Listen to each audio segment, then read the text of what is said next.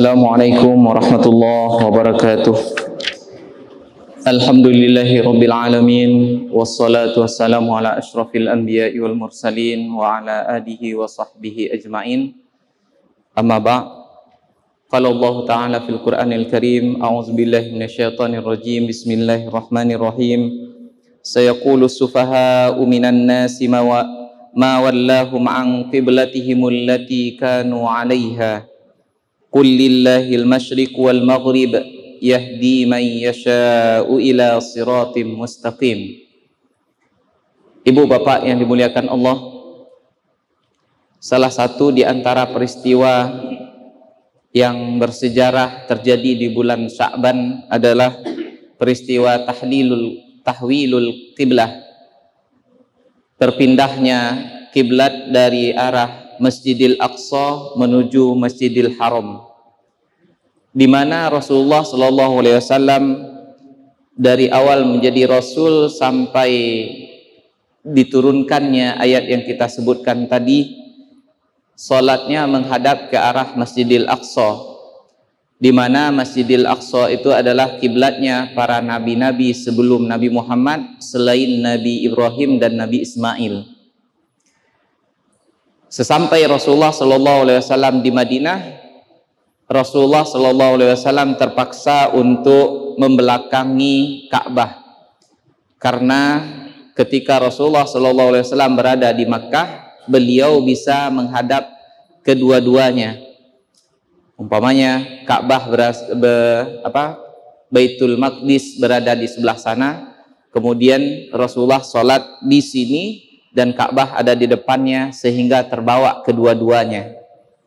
Kenapa? Karena Rasulullah Shallallahu Alaihi Wasallam inginnya menghadap ke arah kiblat, ke arah Ka'bah, karena itulah kiblatnya nenek moyang beliau, yaitu Nabi Ibrahim dan Nabi Ismail. Sesampai di Madinah, keadaannya Rasulullah Shallallahu Alaihi Wasallam mesti membelakangi Ka'bah, karena Baitul Maqdis ada di arah barat dari Madinah, sementara Baitullahil Haram atau Ka'bah berada di arah timur.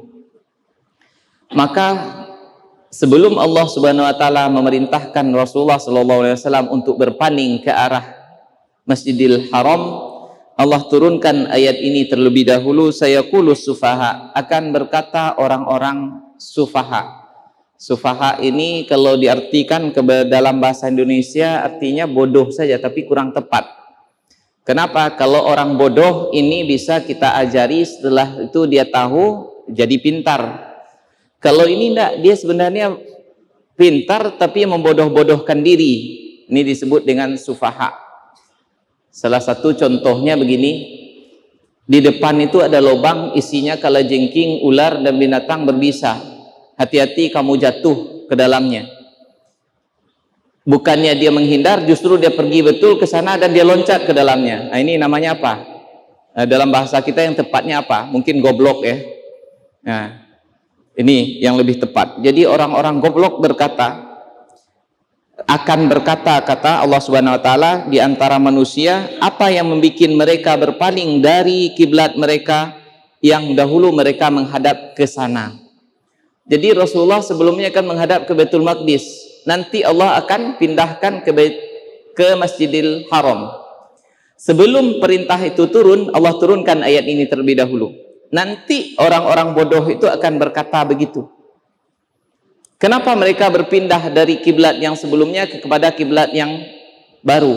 Apakah agamanya itu bukan agama yang benar, yang pelin-pelan, sekarang begini, besok begitu? Sebelum itu terjadi, Allah turunkan terlebih dahulu ayat ini. Ibu bapak yang dimuliakan Allah, seharusnya orang-orang kafir pada waktu itu, yang dimaksud ke orang-orang sufaha di sini adalah orang Yahudi, orang Nasrani, dan orang-orang munafik yang tidak masuk ke dalam agama Islam. Seharusnya ketika mereka mendengar ayat ini, kenapa? Karena ayat ini turun sudah tersebar ke seluruh orang Madinah.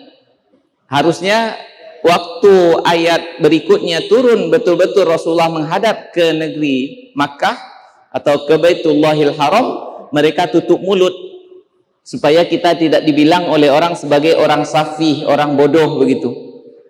Namun Allah Subhanahu wa taala menunjukkan kepada kita ayat Al-Qur'an ini adalah ayat yang betul-betul merupakan firman dari Allah.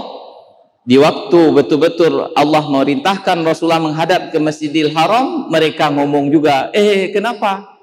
Ini agama pelin-pelan, sebelumnya kiblatnya ke arah Baitul Maqdis, sekarang kok berpindah ke Masjidil Haram. Nah, di sini kaum muslimin sekalian juga ibaratnya sebelum terjadi suatu bencana sudah diberi tahu oleh Allah terlebih dahulu supaya kaum muslimin bersiap-siap mendengarkan mulut kotornya orang-orang safih ini, orang-orang bodoh ini. Dan Rasulullah dengan para sahabat sudah siap untuk mendengarkan itu. Selanjutnya, qul lillahil masyriq wal maghrib, katakan kepada mereka wahai Muhammad, Allah lah pemilik timur dan barat. Masalah kiblat itu adalah haknya Allah, terserah Allah. Kalian menghadap ke arah Masjidil Haram atau ke Masjidil Aqsa itu adalah berdasarkan perintah Allah, bukan keinginan kalian. Dan begitulah selanjutnya, apapun bentuknya ibadah, apakah itu ibadah berbentuk perintah untuk dilakukan atau berbentuk larangan untuk ditinggalkan, semuanya adalah berdasarkan perintah Allah, bukan akal-akalan kita atau hawa nafsu keinginan kita, bahkan tidak menurut akal fikiran kita. Makanya diperintahkan oleh Allah salat. Tidak perlu kita mengatakan bahwa salat ini fungsinya supaya kita bisa sehat, ruku begini, fungsinya sujud begini. Tidak perlu. Kenapa? Kita salat berdasarkan perintah Allah, lakukan saja. Tujuannya adalah lidzikri, mendekatkan diri kepada Allah. Disehatkan oleh Allah setelah itu atau tidak, terserah Allah. Kemudian kita dilarang makan babi. Tidak kita katakan karena di dalam babi itu terdapat cacing pita yang berbahaya untuk kesehatan kita. Bolehlah mungkin hikmahnya seperti itu, tetapi bukan karena ini diharamkan oleh Allah. Kita melaksanakannya tidak makan daging babi karena perintah larangan Allah seperti itu, selesai. Kenapa? Kalaulah berdasarkan seperti itu karena ada cacing pita di sana, ini yang bikin olok-olokkan oleh orang kafir terhadap kita. Bodoh sekali umat Islam itu. Sekarang sudah ada ilmu pengetahuan yang canggih untuk mematikan seluruh cacing pitanya itu. Kalau itulah alasannya, enggak. Kita tidak makan daging babi karena Allah larang, selesai. Kita tidak makan bangkai karena Allah larang, selesai. Kita tidak minum darah, tidak makan darah karena Allah larang, selesai. Begitu juga dengan masalah kiblat. Kita disuruh menghadap ke Baitul Maqdis di awal Islam, hadap ke sana.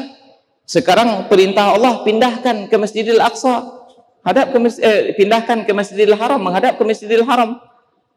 Sama saja, yang kita sembah adalah Allah, dan inti dari melakukan itu, sujud dan ruku mengharap ke Masjidil Aqsa atau ke Masjidil Haram, adalah intinya menjalankan perintah Allah Subhanahu wa taala.